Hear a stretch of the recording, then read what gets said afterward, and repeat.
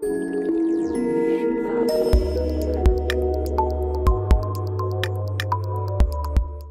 to SDC EMEA. I'm Richelle Ahlvers, chair of the Scalable Storage Management twig in SNIA that produces the SNIA Swordfish specification. Today I'm going to talk a little bit about what's going on with SNIA, both a little overview as well as what's new in 22. So first, what is Swordfish? Well, Swordfish is a management standard based on the DMTF Redfish specification. The Redfish specification covers servers, data storage, and fabric management. It provides a REST API infrastructure with JSON payloads, and you have a choice of schema for development. You can use CSDL, JSON, or even YAML schema. Swordfish, as I already mentioned, is an extension to Redfish. So what we do is we add storage management capabilities to the Redfish ecosystem. This covers block, file, and object storage and extends that traditional storage domain coverage to include converged environments. That partnership between Redfish and Swordfish gives you servers, storage, and fabric together. There's also a built-in option within Swordfish for implementation of class of service-based provisioning, management, and monitoring. So what's new? What have we added recently? We are continuing to expand the functionality and with a strong focus in a couple of areas. First, NVMe and NVMe over Fabrics devices. Through an alliance partnership with the NVM Express organization, Redfish and Swordfish together have added extensive NVMe and NVMe-oF manageability. We've also got a focus on managing storage fabrics. That NVMe-oF is talking about fabrics. So what we've done here is also extended our alliance partnership to the OpenFabrics Alliance to work on fleshing out those models and expanding support for fabrics and storage fabric management. We've also had a lot of new items added to our portfolio this year. We've added a Swordfish property guide that provides a really quick reference for developers on properties without having to search through either the full spec or schema. We've expanded our users guide, our mapping guide, and our error handling guide. And we have a new white paper around how to use metrics and telemetry in Swordfish. The first version of the white paper talks about more specifically releasing how to use the Swordfish templates for capacity metrics. Expect to see performance coming soon. What else is going on? Well, here's just kind of a little summary of what we've been adding. As we added support for NVMe and NVMe-oF in the ecosystem, we moved to version 1.2.x. And we have just released our fourth version of that, version 1.2.4, that was released in April of this year. That includes quite a bit of NVMe specific content, including updates for new properties, specifications for NVMe specific use cases, an NVM specific document called the NVMe Model Overview and Mapping Guide, which instructs you how to work between Swordfish and NVM Express, either NVMe or NVMe admin commands, how to map those together. In 1.2.4 that just released, we expanded the spec, profiles, mockups, and use cases, covering some new NVMe configurations, including the JBOF and EBOF, and NVMe over Fabrics exported logical subsystems. We've also enumerated and extended the use models for access rights management and connectivity management. New releases, we will be continuing to track NVM Express features, and we have quite a few on the docket to work with. So let's jump in a little bit and talk about what this looks like. NVMe functionality takes a bunch of existing NVMe functions or components and maps them to the existing Redfish and Swordfish models. And we also have a few spots where we're looking for extensions. However, the bulk of the objects actually map quite nicely to existing storage models, which simplifies the interaction for clients working against traditional storage and now NVMe-based devices.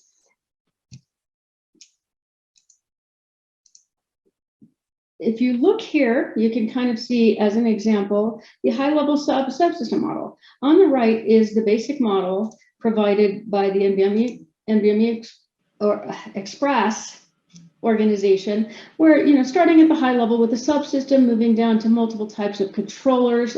These are largely logical controllers. An I/O controller provides the mapping between a host and the NVMe device. And then you have admin controllers and discovery controllers for very specialized functions. When we're mapping that to that NVMe device, what I mean by that is mapping to the block storage exported, which is called a namespace.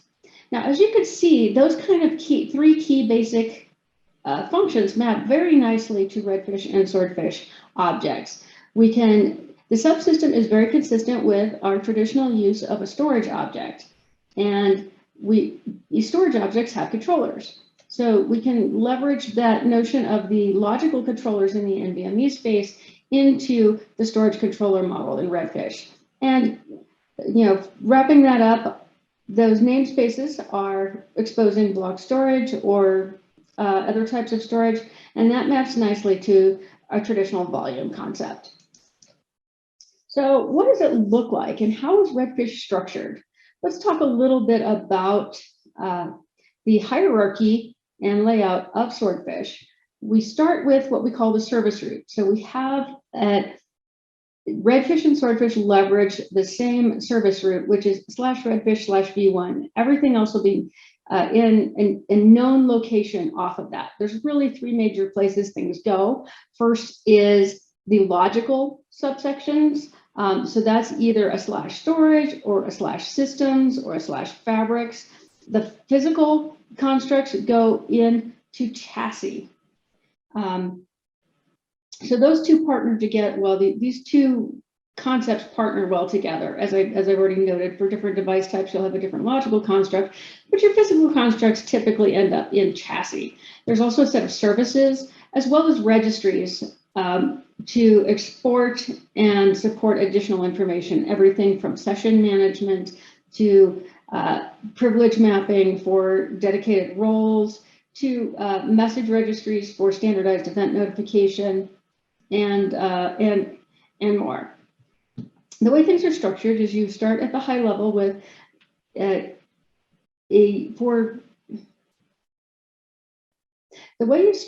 way Swordfish is structured at the high level is starting with the /storage collection or group of storage instances off of the storage route. From there, you see the singleton instances in that collection, and then you have exactly what you'd expect to see inside. You have volumes, you have pools, you have controllers.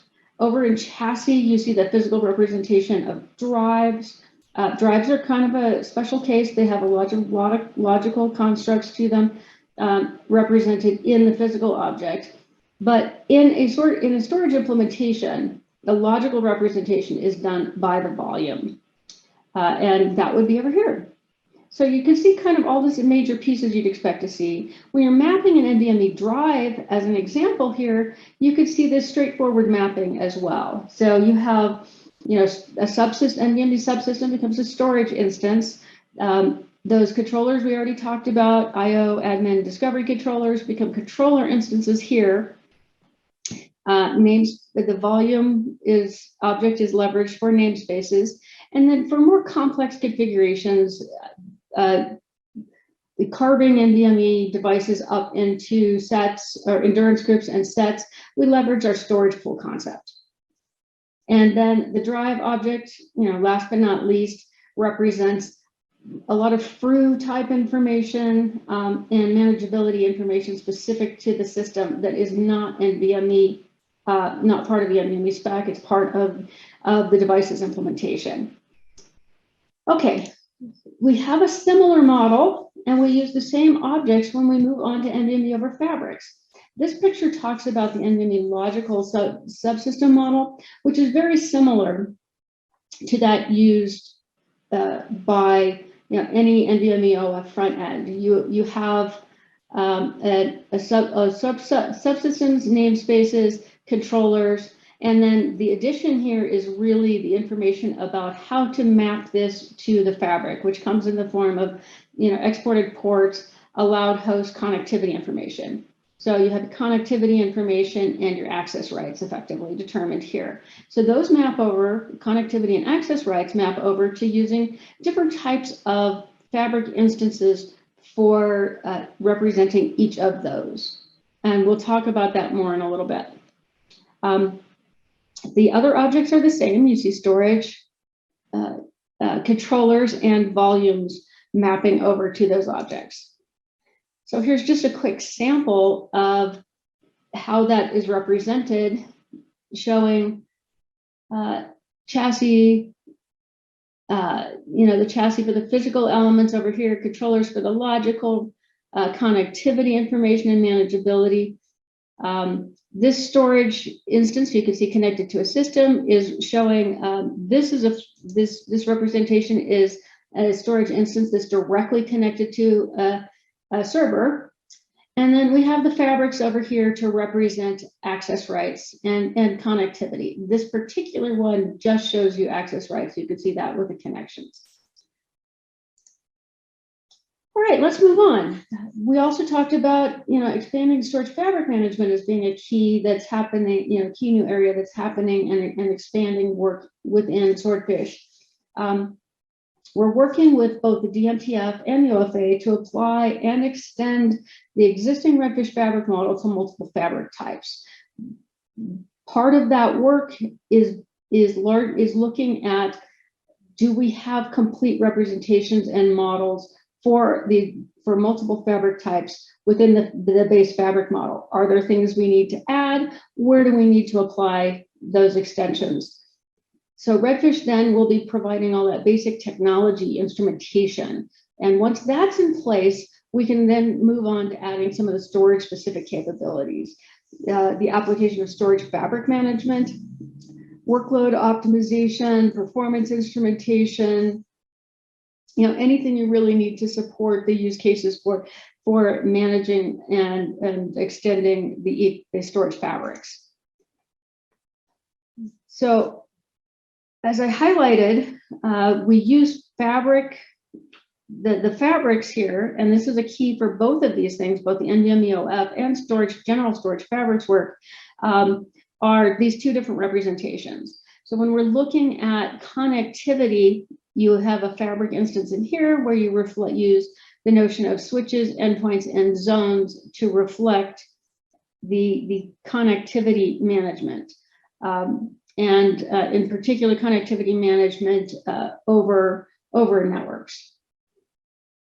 We also use the fabric hierarchy in a slightly different way when we're talking about access management. We use a combination of connection and endpoints to determine and specify the access allowed or disallowed for the namespaces in any environment. We can use this mechanism whether or not you have a network-based connectivity or whether you're using direct connect.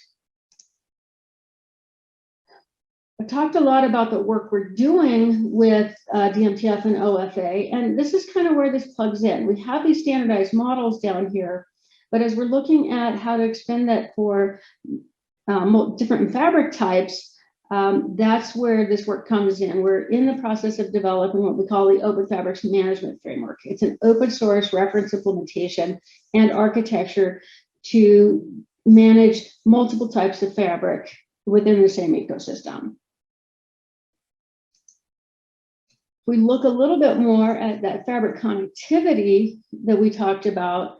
This is an example for another type of device, an EBOF, that shows you two different fabrics in here. And this is kind of a best practice we've developed, but this allows us to separate out the access rights management over here in this NVMe-oF one from the connectivity that's specified in this Ethernet fabric. And so you can see that Ethernet fabric reflects switches with ports, the abstractions of those endpoints, and then the endpoints